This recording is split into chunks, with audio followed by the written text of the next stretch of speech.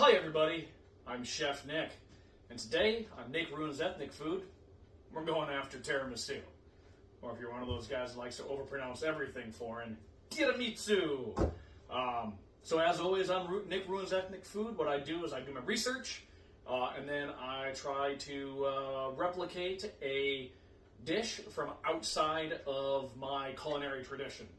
And tiramisu might as well just be in my culinary tradition. This is a recipe I've been making for about 18 of the 20 years I've been spending in the kitchen, so you're going to like this one, I promise. First things first.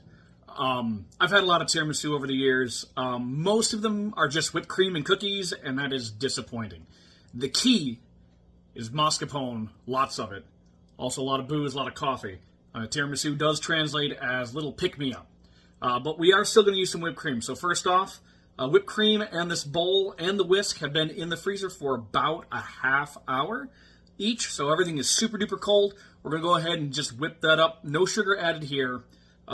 We don't want this to be a sweet treat. We want this to be savory and rich with just a kiss of sweetness to keep things moving along. Nice high quality Wisconsin heavy cream. And then the whipping.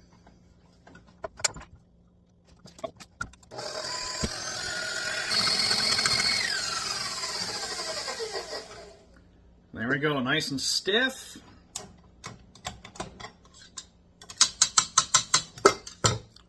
"20 seconds away from butter."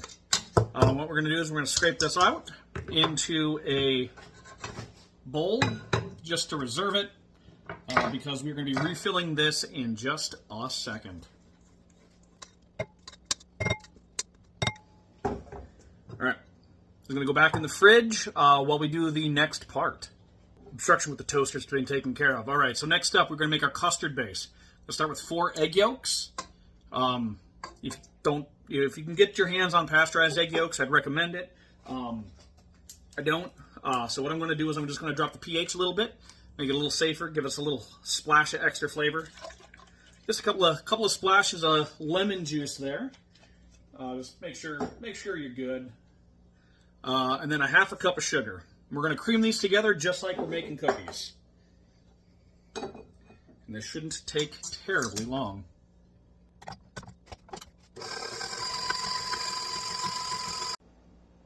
Now the eggs and the sugar have been creamed together.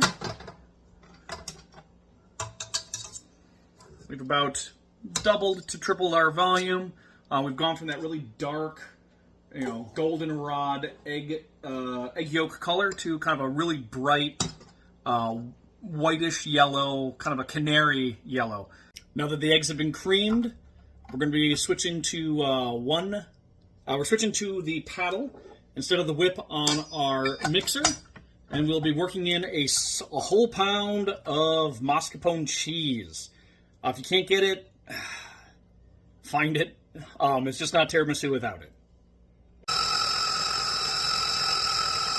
All right, little snafu there with the camera, but the mascarpone has been whipped. I've just added the whipped cream back into this, and we're going to fold it in. So just around the outside and kind of in. Around and in. We want to keep the air in the mascarpone. Obviously, we didn't get as much air in the mascarpone as we did into the whipped cream. That's why we're combining them now. All right. There shouldn't be any lumps in there. Everything should be nice and creamy and consistent, but we don't want to overwork it. Next up is assembly. Okay, I lied. The next step is not assembly. The next step is making the juice, the secret ingredient. All right. Tiramisu is always made with espresso. If you don't have an espresso machine, that's fine. Just make a super strong batch of coffee with your favorite coffee. So I got an 8-ounce squeezy bottle here. I'm just gonna about half full with my super strong coffee. Blacker than your soul. All right, super good. Oh, a little bit more. Not too shabby, except for the spill. What a slob I am today. All right, so now we got a half full of coffee. Coffee's been sitting for a while, so it's going to be lukewarm. And then we're just going to add some Golden Rum. You can use spice rum if you really want. I don't care for it. White rum is basically just sweet vodka. Give me some golden rum. It's got a little bit more barrel character. It's gonna have a chance to kind of stand up against your heavy duty coffee, and then just screw that little top on right there. Give it a couple of flips. Make sure it is incorporated. Okay, now we are on to assembly. So when I make them at home, I like using a bread pan. They got nice high walls, higher than your 9 by 9 baking glass. In the restaurant, I'll usually do them in a 4-inch deep hotel pan, but I'm not making 24 servings. All right. So when it comes to ladyfingers, the other key ingredient here, they're your basically fluffy little sweet cookies that go in your tiramisu. They're going to give you a lot of the structure. However, ladyfingers come in 2 varieties. They come in crunchy, and they come in soft. Some people like soft because it's fresh bakery. Give me the crunchy ones because they're dry. They can hold more booze. All right. So I got my pan. I have it lined with plastic wrap. You'll see why later. And then I'm going to line the bottom with parchment paper. And parchment paper likes to curl, especially when it comes off a roll. So here's a pro tip for today. Crimple it up. It puts a bunch of tiny little creases in there so it doesn't want to curl on you anymore. And that's just going to go down there on the bottom. So now I'm going to put my first layer of filling on. It's not going to be a real big layer. I like using an ice cream scoop or a portion scoop for this. Because then I don't have to worry about knocking the bubbles out. And I'm just going to spread that kind of real thin layer on the bottom, basically just to anchor the ladyfingers, so they got something to kind of sit in without just being cookies right on the bottom. All right, that's pretty good, ladyfingers. I'm glad I measured this beforehand. The ladyfingers fit real nice in this bread pan. And it's going to go all the way across.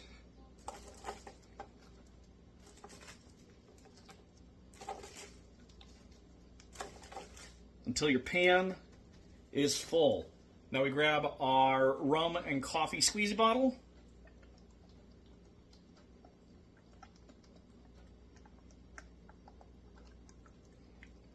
Be generous. This is what people are here for.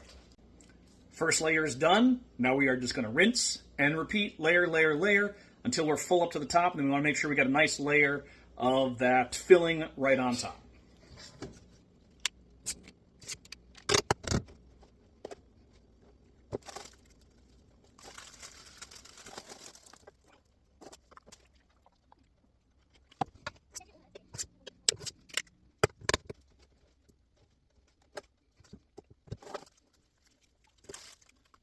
Okay, I've got 3 layers of cookies in here. I got 4 layers of filling. What I'm going to do is I'm just going to take another piece of crinkled parchment and lay that right on top. After we got everything all smoothed out, I'm going to throw a sheet of plastic film over this. And this is actually going to go in the freezer for about 2 hours to firm up before we turn it out, unmold it, and then get ready for service. It's been a few hours. Our tiramisu is firm but not frozen. We're not making an ice cream cake. So let's go ahead and get this unmolded. Nice. All right, I'm going to leave that on for just a moment until we can make sure we can get all the way around the outside opened up.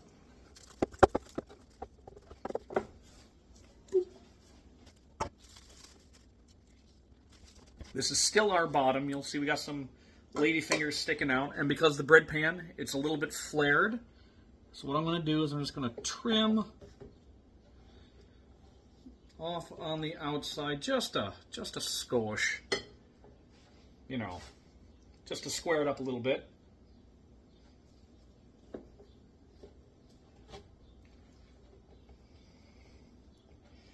I wonder whatever will happen to these scraps.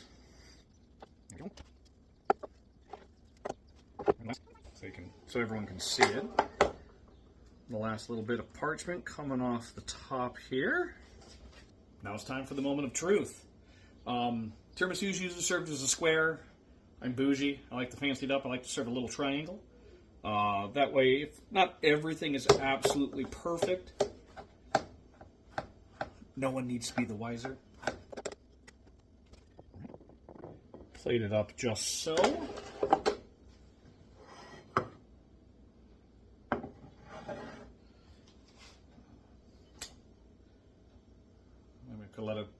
Could have let it sit in the freezer for another hour or so, maybe just to firm it up a little bit.